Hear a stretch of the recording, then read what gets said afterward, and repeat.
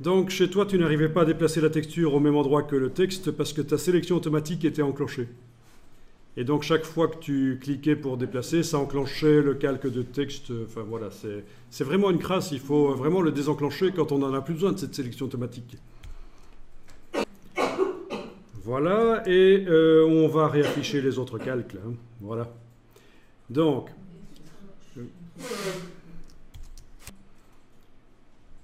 on va mettre sur le texte un contour, par exemple. Vous activez le calque du texte et vous mettez un contour, menu calque, style de calque, contour. Voilà comment on met un contour dynamique sur du texte. Alors vous avez aussi l'option contour dans le menu édition, édition contour. Ça fait des contours pixels, non modifiables une fois qu'ils sont faits. C'est l'ancienne manière de faire des contours dans édition contour. Nous, ce qu'on fait ici, c'est sur le calque du texte, mettre un contour sous forme d'un effet spécial. Et on peut contour. Faire en faisant une option de fusion. Si tu cliques 2 fois, tu arrives dans les styles de calque. Les options de fusion, ce n'est qu'une partie des styles de calque. Après, tu as tous les effets spéciaux. Donc c'est le même principe. Attention à ne pas mettre le contour ici, ça conserve le biseautage. Non, c'est le contour ici, voilà. Et vous pouvez mettre un contour comme ceci, qui va aller à l'extérieur pour ne pas modifier la police. Hein. Sinon, vous savez que si c'est à l'intérieur, ça modifie la police, c'est bizarre. C'est moche. Ça change le dessin de la police. Donc, position extérieure.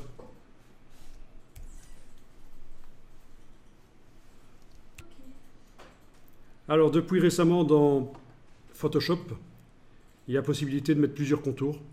Vous avez l'option aussi, le petit signe plus ici.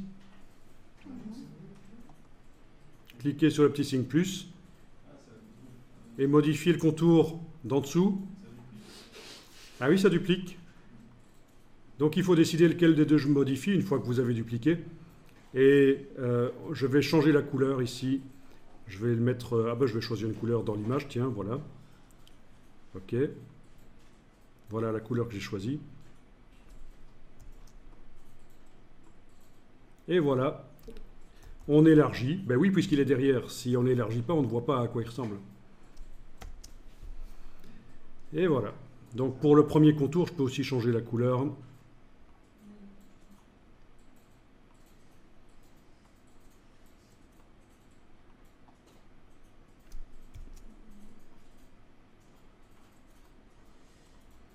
Donc ça, c'est génial maintenant de pouvoir faire plusieurs contours de couleurs différentes et d'épaisseurs différentes, un peu à la manière de Illustrator en fait.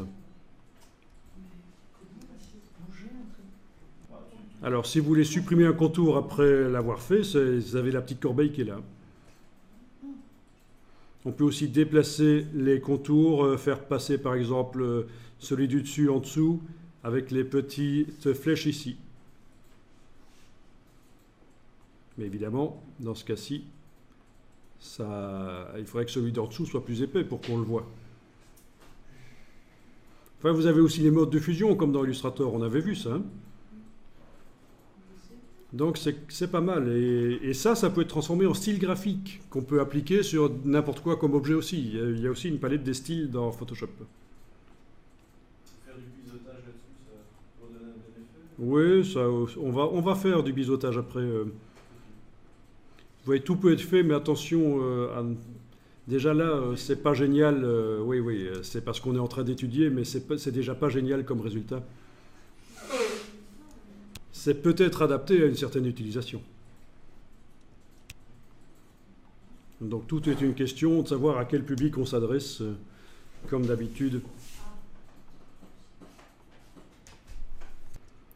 Ok, je retravaille sur l'image du dessus et je vais la transformer.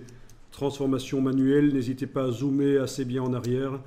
Et donc, s'il n'y a que les fleurs qui m'intéressent, par exemple, je vais agrandir l'image.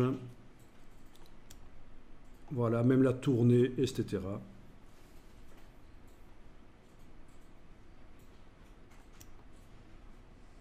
D'accord? L'image du dessus, il faut penser qu'on peut la tourner, bien sûr. Ok. Bon, il y a plein de choses qui pourraient être faites. Je pourrais même convertir l'image du dessus en objet dynamique et lui mettre un flou. Ben oui, pourquoi pas.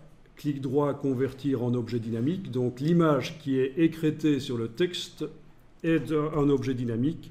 Et quand je mets un effet de flou, le flou est modifiable. Vous n'êtes pas obligé de faire ça, c'est juste pour montrer à quel point on peut faire des choses pas mal.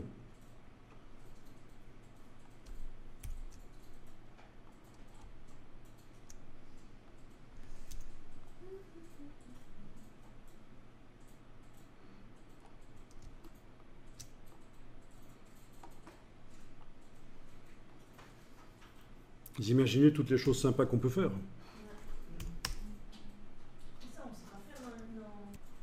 Dans InDesign, au niveau des effets spéciaux sur le texte, on ne sait pas faire grand-chose en fait.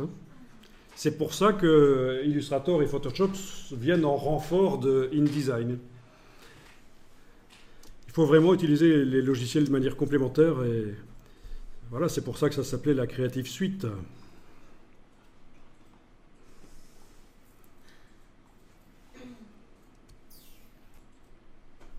Donc vous pouvez faire des titres comme ça dans Illustrator ou Photoshop.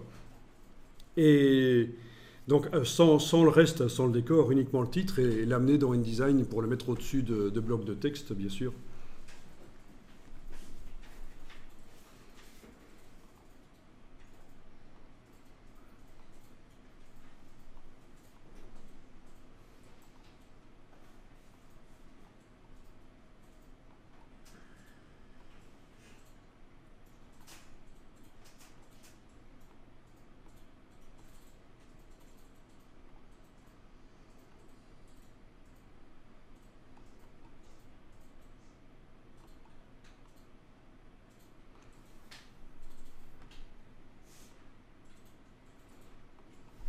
Ok.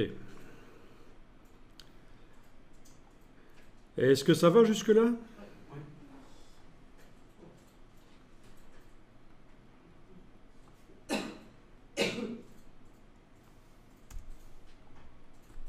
Mon texte, il est trop... Je voudrais le mettre... Ok.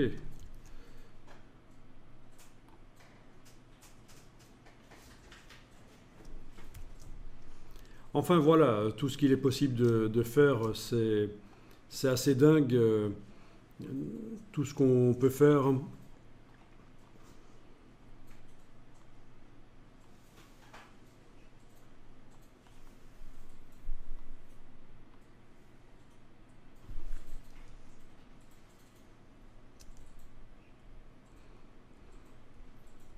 Alors ici sur le Mac, j'étais en train d'essayer de modifier le mode de fusion de l'image.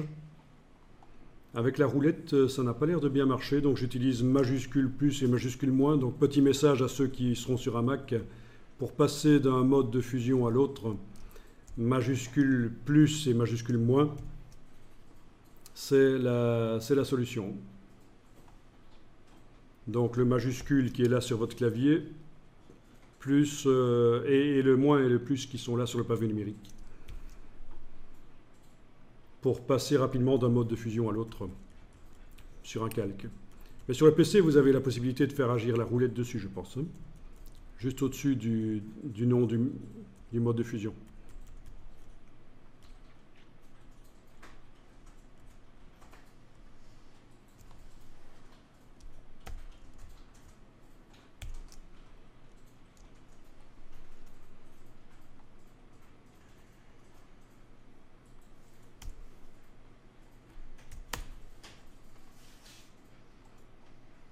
C'est génial ça quand même. Alors le texte reste modifiable. Si je double-clique sur le calque de texte, là je vais pouvoir changer le texte. La police de caractère reste modifiable aussi, ce qui est quand même assez incroyable.